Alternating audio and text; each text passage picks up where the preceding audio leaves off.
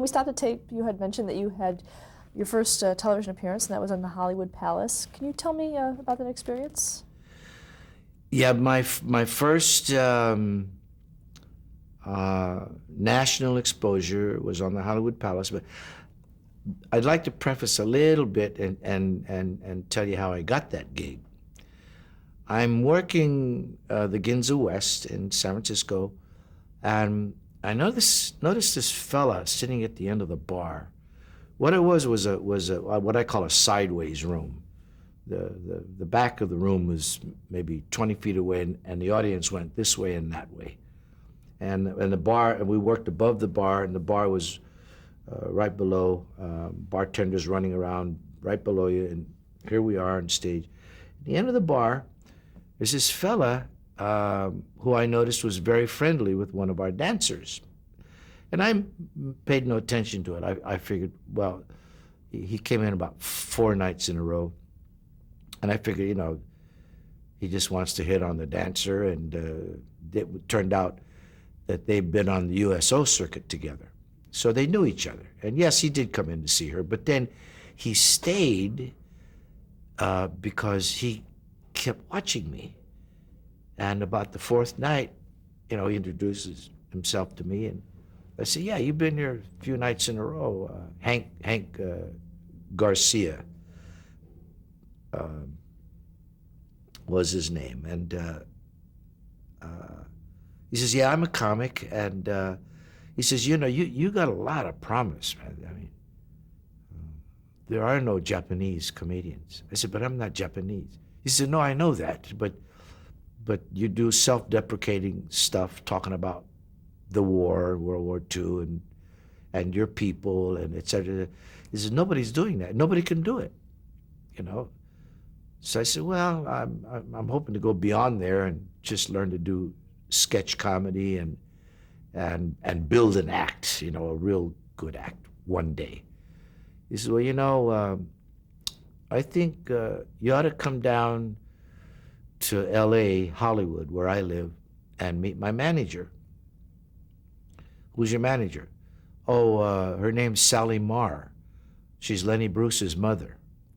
And I go, Lenny Bruce's mother? I mean, I'm not going to develop an act to say all those silly words and the 4-letter F things and stuff. He says, no, you don't understand. Lenny's just her son, and he's messed up. But she's a wonderful, wonderful lady. She don't even take aspirin. And she's got a great funny bone. In fact, she's the one that put that word into my vocabulary, funny bone. So I go down, I meet her. Just hit it right from the get-go. She takes me to a couple of places like the Horn in Santa Monica, then was in. A couple of places. The Showcase in the Valley, and I forget where all. Get up, son. Just get up. Show me. So I get up and I do my 15 minutes of what I think is the best stuff I've got. Really, but because I'm nervous and But she sees beyond that. She sees a lot of potential. She used to say, yeah, Pat Morita, no act, small talent, big balls.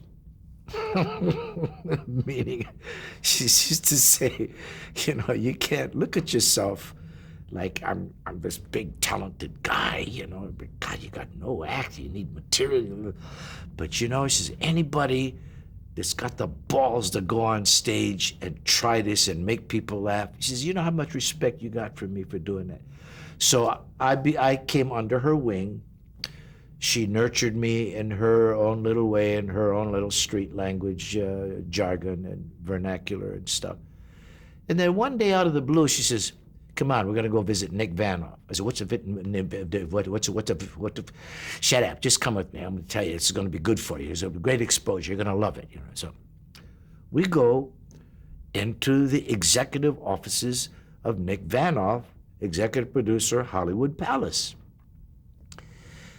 And the secretary says, I'm sorry, Sally, you can't go in right now. He's in a writer's conference. She goes, I can't wait. Busts into the room, me in tow, like an old Jewish mother with a, Japanese butterball on her behind her. And she goes, Nick, Nick, Nick, this is my new Jap comic. I've been telling you about him. You got to watch him. You got to see him. And he goes, he's so cool. He goes, okay, guys, we'll take a 15-minute engineering writer's break and close the doors behind you. So he looks at me and she's going, I'm telling you, he's great. He's going to be great. He's going to be fun. He's going to be fun. Because right now he's new, but you can do the baseball bit, honey. Do the baseball bit. Do the San Francisco bit. Do the San Francisco. So she's coaching me, and I've never had this before, and I don't know what I'm doing, man. And Nick looks at me and looks at Sally and says, I'll give him 4 shows. That was it, So I don't want to negotiate about money, nothing. This is his first break, national exposure. I'll give him 4 shows. So that was my very, very first national exposure. And then, of course, it went from there. If you do that, you do Carson, who was in New York at the time. You do Mike Douglas. There was a lot of these little Woody Woodbury, Dinah Shore had a little show of her own, all in that variety show genre, And the next thing I know, I'm working all over the place, virtually doing the same material, because I didn't have that much. But because I was so new, I guess, people would take me out and say, the hip nip, that was my billing. And then the next thing I know, I'm working the Playboy Club circuit all around the country, and I'm getting to see the world for a change. My first airplane flights and seeing other states and this great cross-section of our country and the variety of audiences and the taste buds, very regional places have, peoples have. And from that evolution, I got to refine my act, try out new things. I got to learn the language of other peoples and how they talk, how they think. Sometimes you work like this in New York, and then in New Orleans, you slow it down just a little bit. And, so I got to stretch my instrumentation, my comedic self. And it was such a joy. It was just, wow, the best work I've ever done for me until I got into acting. And boy, that was another scary place. Let's talk about the television appearances versus your stage appearances. Was there things that you had to tailor for the television audience as well? Oh, yeah, because I was very fortunate. Again, here was a timing factor, like coming along at the right time and all of that stuff, just as years before penicillin. Well, I come into a time where a comic had the opportunity to work these little shows, not to do his or her spot so much, but came the emergence of things like Laugh-In from that whole era, part of that whole process. The Carol Burnett show, God, I wished I could have done work for her. I mean, but watching Harvey Korman, and Tim and Carol work, there was this other magic going on, which took me to another place of performing wish list time. But there was, Flip Wilson had a show of his own during that time. The Smothers Brothers had a show. Glenn Campbell had a show. And on and on and on. These are huge hour-long variety shows patterned on the level of the Sullivan and the Hollywood Palace. So I didn't feel uncomfortable. I had no, camera shyness, I took to it, just so readily, because I realized, even though I had no training or much experience at it, I realized that I was merely transposing telling a joke to a live audience to acting out the jokes for an out there audience. You know, so that laid a foundation for later on getting into the acting genre, the Green Acres and the Mashes and the Love American Styles and what have you. Unwittingly, inadvertently, I was gaining experience that would become invaluable to me for the 3-camera live audience shows, and my evolution, my metamorphosis, my manifestation from this little guy that had no act and small talent and big balls emerged and blossomed into all these wonderful places that eventually would take me down the line to places I never dreamed of for myself. Now, did you write your own material? Well, I tried to. I tried to write my own material. In the beginning, it's very difficult because you know, material is material. Where I used to get my material was from, there was a little magazine called Pageant, and they'd have a joke section, and Reader's Digest would have a joke section, and I would find, you know, jokes and try to personalize them and say, you know, my crazy Uncle Willie, and you know, and do that sort of adjustment. What I didn't realize at the time was this was the rudiments of learning to write humor, write stuff for yourself. It laid the foundation for writing commedia. So in the beginning, it was, you know, all comics steal from one another. I thought that was a horrible word, but in essence, we all still talk about the same idiosyncrasies of life, the things that trouble us at home, politics, whatever experiences we have that are akin to our own selves. And then I kind of, as I became more accustomed to standing before audiences and starting to hear laughter for the first time, I got a little braver, and I started to write stuff for myself, you know, myself meaning things like, and of course today they're called politically incorrect kind of things, but everybody did some kind of racial humor of one kind or another, but nobody did Japanese humor unless they talked about Japanese. Nobody did it from a Japanese perspective about what others perceive us as. So I did things like December the 8th, 41, I became colored. It was hard trying to tap dance in those slippers. It was, I felt it was dumb going around saying aso, aso. I started to feel like an aso. You know, this was kind of the genesis of self-deprecating humor and things like that. So you take in the beginning certain realities, and humor is nothing, or comedy, especially stand-up comedy, is nothing more than stretching the truth. You stretch it till it snaps, you know. So that was sort of the beginning of writing for myself, so to speak.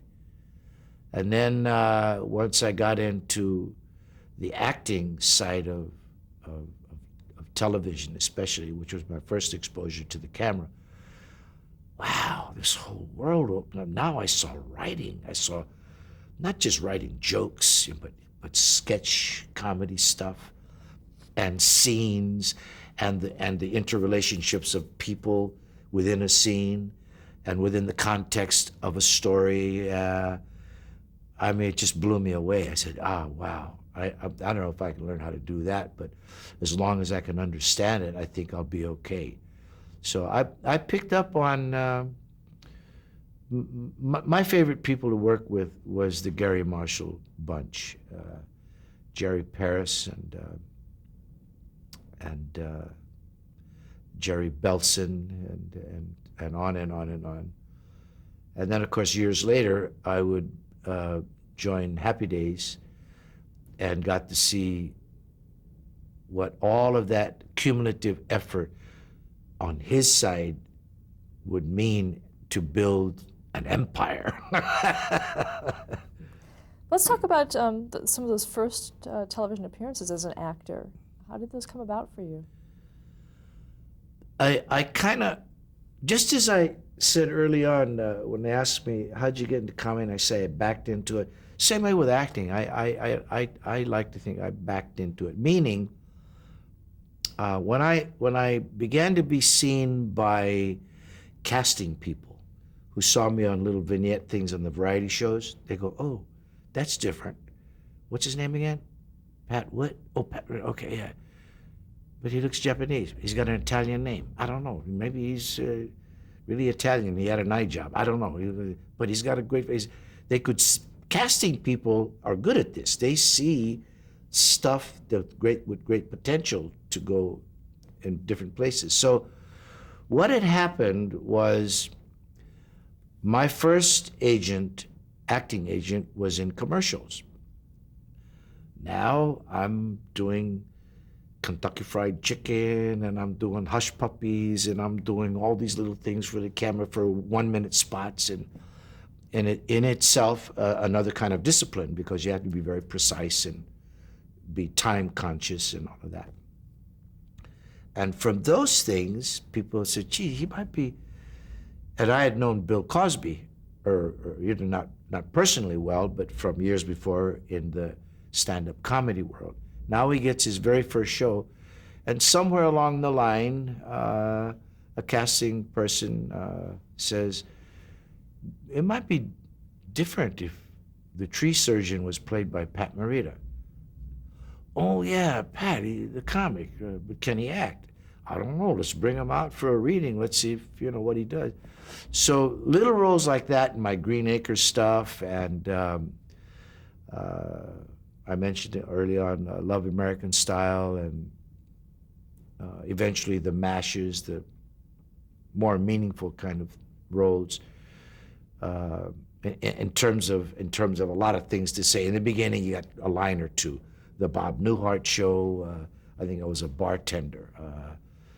Hawaii Five-0. Now there's a whole nother place, because that's a detective action more oriented. Whereas sitcoms are sitcoms, but that's a whole nother bag. Live audience, So I'm in this whole, during that era for me, in this whole learning process.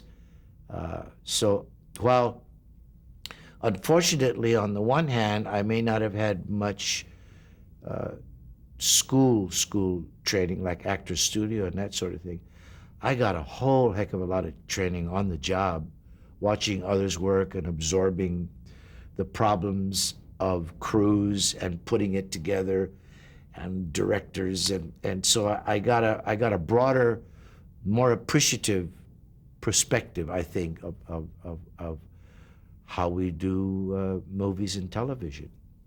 Early on, did you feel typecast at all, or were there specific roles that you were asked to play over and over again? In a sense, there's a what I call a pigeonholing status that goes on within the casting side of the business. But then again, it's not only on them. It comes from the writing. It comes from the projects that are available to perform.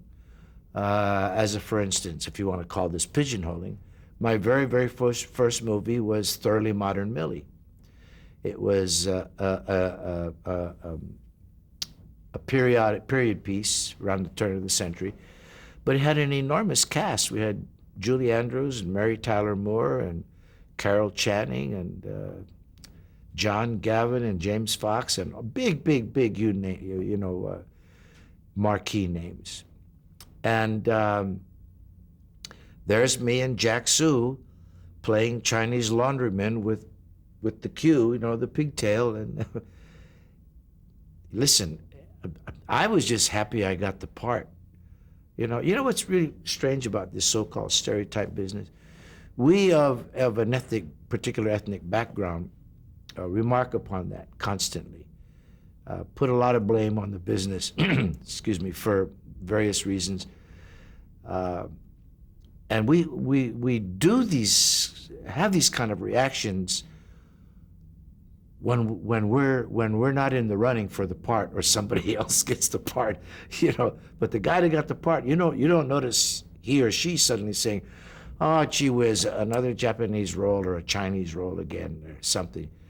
Not when you working, baby. You're an actor. Hey, I've played Hindus. I've played whatever I could play, and never thought or had qualms, or I was proud to be in front of the camera. I mean, it took me a long time to be able to, in my heart, tell myself, "Yeah, Pat, you're an actor now. You're an actor." And Sally Marr was the first to ever see it. Out of the blue, we're having coffee one day. She starts to cry. Tears come, and she goes, "Actor." And her eyes glaze over, and she's looking over my shoulder, and I go, well, I thought maybe she saw somebody that, was particularly, that she was particularly attached to. And she goes, "Actor." I go, "Where? What actor?" She said, "Not out there, you dummy. One day, you're not going to be a comic anymore. And she saw it. She says, "You're going to be a fine actor. I don't know how you get there, but I just saw it. And you're going to get awards and accolades and feel a sense of achievement like you never believed before." That was years ago, and it scared me. I mean, it didn't terrified me, but it made me feel very spooky inside. And I was happy to achieve those levels eventually, to fulfill her prophecy. But it takes a lot of, people say, well, you got to be lucky. Luck has an element. Yeah, you got to have some talent. Yes, you got to be right place, right time. It takes a whole hell of a lot of perseverance and passion and love, and many, many, many steps along the way, and not always in a direct line. In order to get from here to there, you got to go sideways. You got to walk obliquely and maybe 2 steps backwards for 1 step forward, or vice versa. It's a whole process. It's called a life. And as long as one, irregardless of his or her perceptions of where they want that life to ultimately be, they have to, you can't give up. And I've tried 12 times at least to say, okay, that's it. That's, Morita, you've hit your top level. That's it. For one reason or another, you're out of work, or life seems to be against you, because the straight line from here to there, again, is never like this. It's, and you hit all these bottoms, and it can break your spirit and break your heart and cause you a lot of grief and stuff. But, if you're really meant to get somewhere, irregardless of whether it's acting or any other profession, you're going to get there. But you can't not keep trying to get there, because nobody hands you nothing in life. We all know that. Let's talk about some of your television appearances in the 70s. Yeah. You had mentioned MASH. Yeah. Can you talk about how that came about for you? Well, like most parts early on, fortunately I don't have to do this much anymore, but you go out, it's called the cattle call, and every one of a type, I want female 30, I want male 50, I want a kid, teenage type. Everybody goes out in the cattle call, and those were the days when I would read like everybody else would read. And I don't know, somebody saw something, said, we haven't tried Pat in a role like this before. It was Colonel Park on MASH was really my first serious role within the spectrum of a so-called comedy show, right? it was straight ahead acting. It was it wasn't goofy stuff. It was you had to be a real person. And I won out over who knows how many. The guys were a joy to work with. Alan Alda and Stevenson, and no, I think he was gone by then. I forget. My memory fails me. I've done so many wonderful vignette role things over the years that I could only be happy for what I've been able to do. I've lost out on my share too. Another one was Love American Style.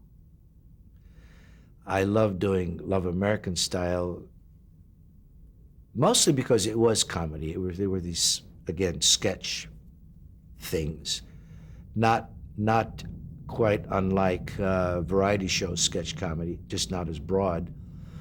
And here again, it was pretty much like Love American Style, and like Love Boat.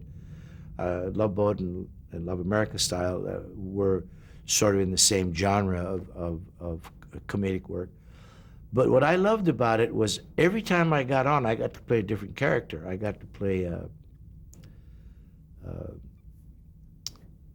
bellman. I got to play an inept attorney, or someone qualified for to be instead of being an intern, he belonged in the hospital for the mentally challenged. All right. Or one of my favorites was I got to play a Chinese herb master. It was me and Vanessa Redgrave, and it was just wonderful. Just two people.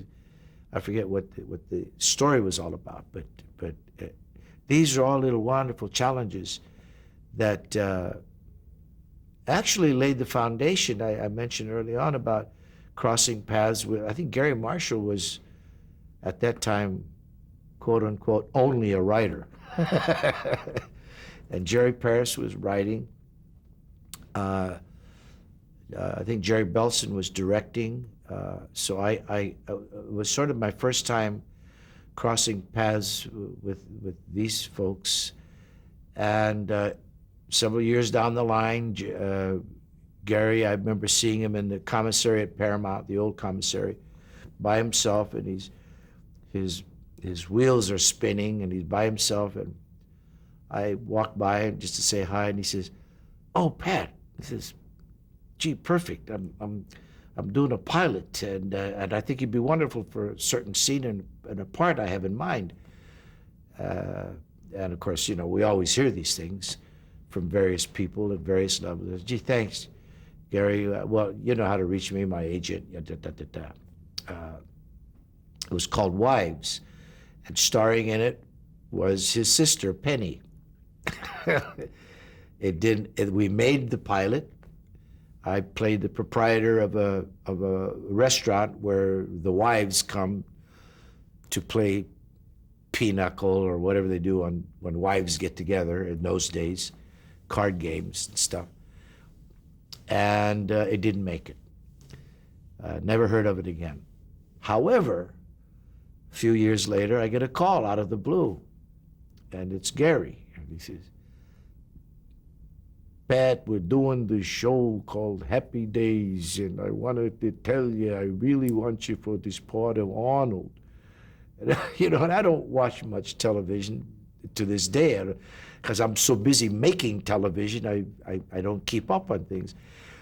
And I get this call from Gary, and he says, "You don't have to read for the part or nothing. You'll just come in and you're perfect for Arnold," and et cetera, and on and on and on. Well, and Jerry Paris is directing, and I feel like I've come home to some place. Let's stop there to change the tape.